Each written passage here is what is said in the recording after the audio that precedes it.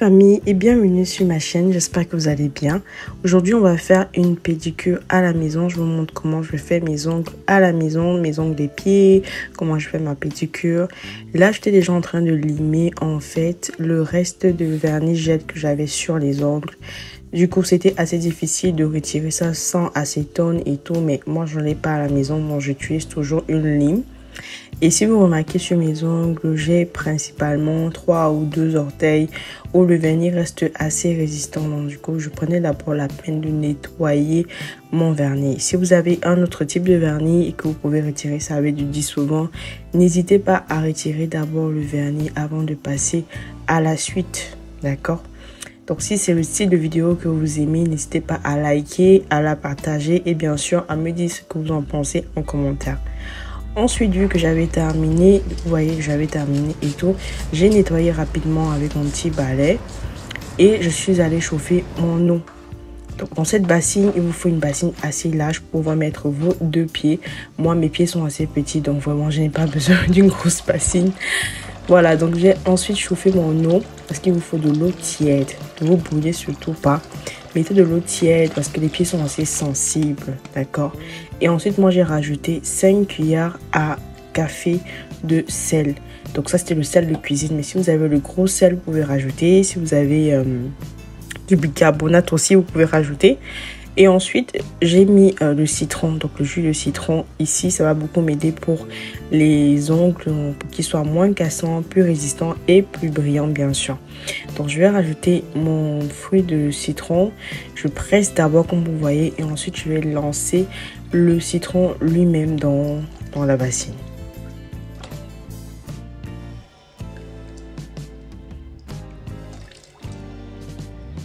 Une fois que c'est fait, je vais mélanger tout ça à la main pour me rassurer pour la température que mes pieds peuvent facilement entrer.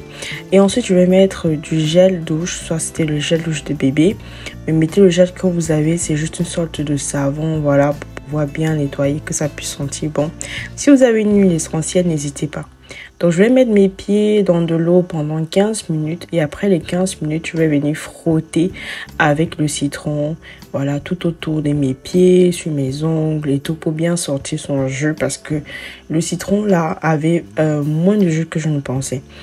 Et ensuite, je vais venir mélanger, comme vous voyez, laisser encore quelques minutes. Prendre une brosse à linge. Prenez n'importe quelle brosse, mais allez-y doucement parce que la peau des pieds est assez sensible. Donc, je vais venir avec ma brosse, comme vous voyez là. Et je vais venir brosser, comme quand vous vous lavez en fait. Je vais venir brosser naturellement mes pieds. Et ensuite, je vais utiliser ma pierre ponceuse qui ne me quitte jamais dans mes toilettes. Je vais venir frotter le bas, le talon, voilà, de mes pieds. Donc, il faut aller progressivement, il faut aller doucement, ne vous blessez pas. Faites-le, en fait, essayez de trouver le juste milieu, en fait, pour ne pas vous blesser et pour ne pas également moins faire d'efforts. Donc, je vais venir brosser le talon parce que c'est mon talon, ces temps-ci qui sèche beaucoup plus. Donc, je viens brosser, comme vous voyez là, je retire, je mets une sorte de mouchoir sur le sol. Si vous avez une serviette, ça. Prenez quelque chose que vous pouvez mettre vos pieds dessus, voilà, sans que ça se salisse plus que ça. Et quand je finis de brosser, je vais venir tremper mes pieds pour passer sur l'autre pied. D'accord? Donc, je travaille un pied à l'extérieur et l'autre pied dans de l'eau. Je continue à brosser comme vous voyez sur la vidéo.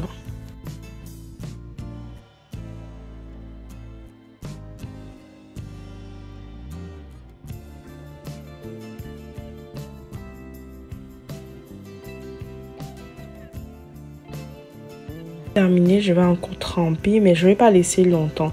C'est juste pour enlever les résidus et je vais utiliser, ça c'est une pierre, on va dire c'est une ponceuse électrique.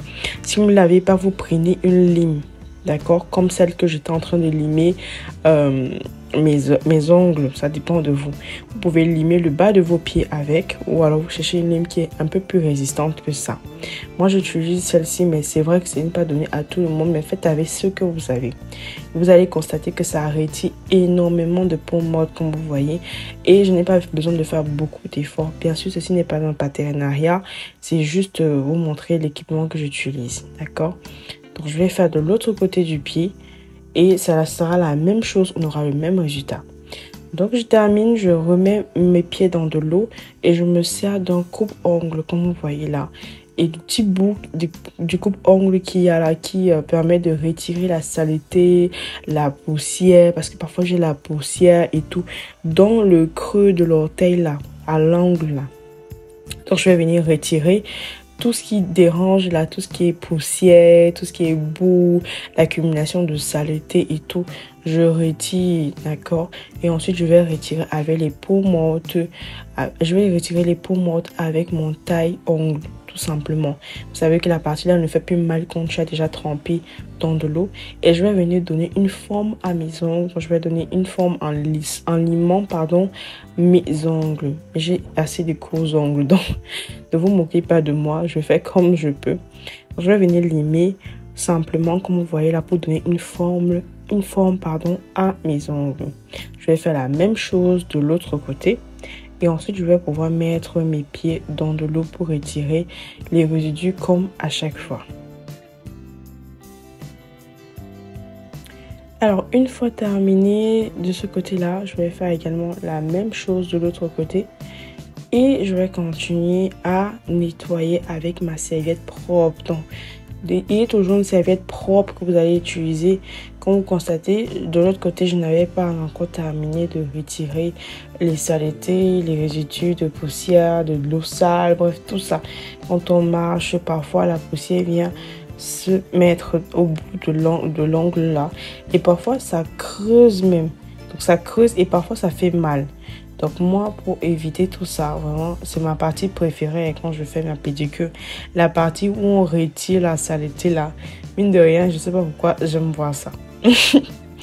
Dites-moi en commentaire si vous aussi vous aimez prendre soin de vos pieds comme moi.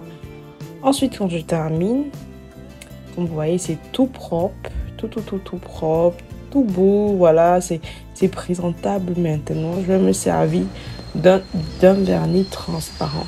Ici, vous pouvez utiliser soit du calcium, soit tout ce que vous voulez en fait.